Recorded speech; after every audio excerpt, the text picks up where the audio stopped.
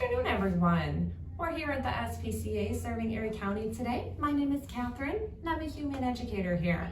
And the story that we're going to read is Madeline, Finn, and the Library Dog by Lisa Papp. We borrowed this book from our friends at the Buffalo and Erie County Library.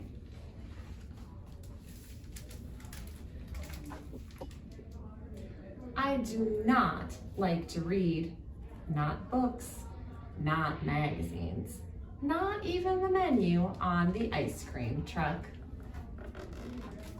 And I especially do not like to read out loud. Keep trying, Madeline, Finn, my teacher says. But sometimes I can't figure out the words. Sometimes the sentences get stuck in my mouth like peanut butter. Sometimes people giggle when I make a mistake. And I never get a star sticker from my teacher, not even a smiley face. Instead, I get a heart that says, keep trying. I get a lot of keep trying stickers, but I want the star.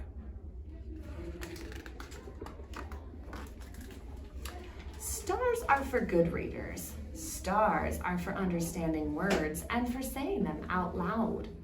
But I know what else they're for. Stars are for making wishes. So I make a wish for my very own star. Wonder what she wished for. What do you think?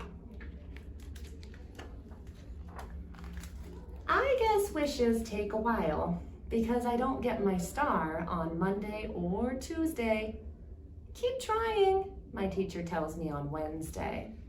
On Thursday, I say the frog's name was wrong. Oh, I say the frog's name wrong. It's Samuel. I try to get away with Sam, but it doesn't work. Friday is no better. Friend Snow Bear's over there listening to this story. On Saturday, Mom takes me to the library. Hello, Madeline, Finn, Mrs. Dimple says.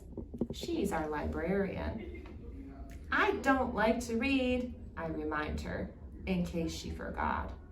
Oh, I remember, she says, but today we have something special, something you might enjoy.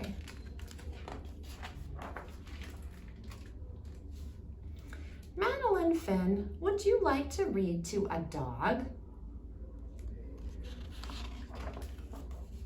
Mrs. Dimple leads me over to a big white dog. This is Bonnie. Why don't you pick out a book to read to her? She's a great listener. Bonnie is beautiful, like a big snowy polar bear. Would you like to try? Mom asks. Yes, please, I say, but not very loud. How do you think she's feeling? At first, I'm nervous. I get the letters mixed up. The words don't sound right. But then I look at Bonnie and she looks right into my eyes. She doesn't giggle. I feel better. I try again. Halfway through, I get stuck on another word. Bonnie doesn't mind. She puts her big paws in my lap and lets me pet her until I figure it out. After that, Bonnie and I read together every Saturday. Snow Bear is white, just like Bonnie. Look at it, he wants to see the pictures. It's fun to read when you're not afraid of making mistakes.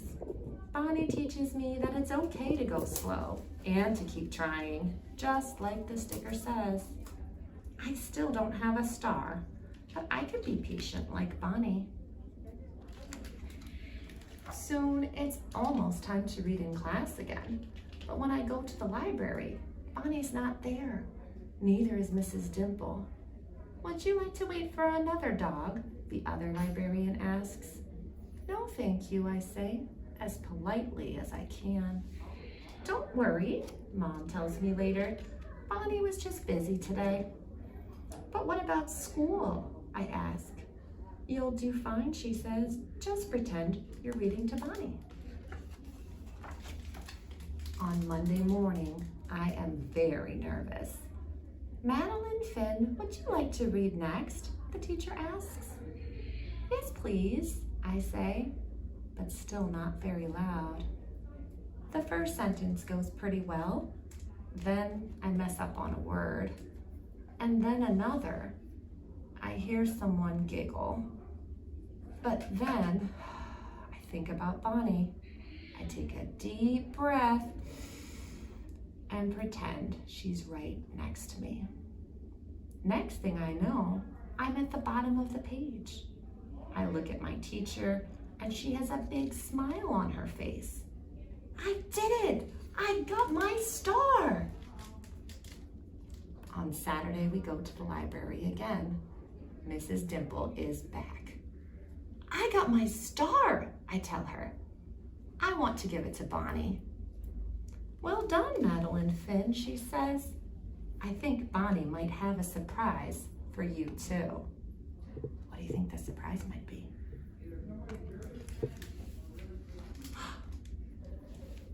Madeline Finn, would you like to read to Bonnie and her puppies?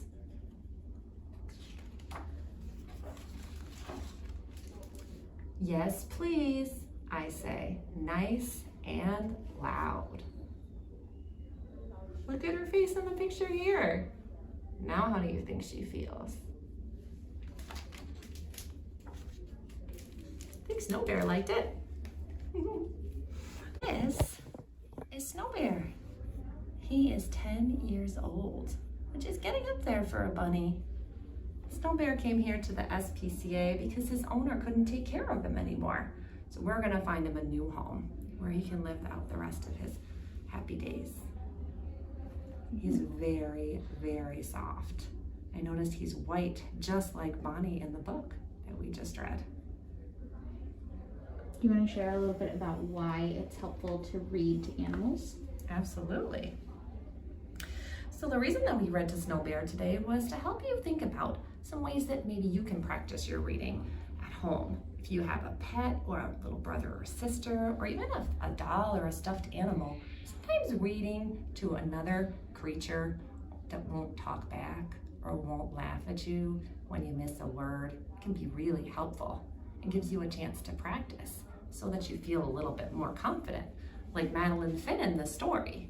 Remember how she had that small voice when she first started trying to read to the dog?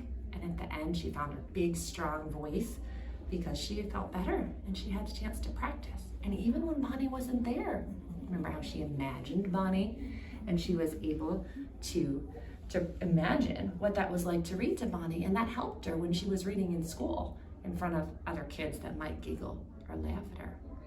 So I wonder if any of you had any familiar feelings or thoughts when you heard that story about how hard it is sometimes when you're first learning how to read. It's one of those things that takes a lot of practice. Sometimes animals can help us with that because they don't mind if we mess up. They do like to see the pictures though.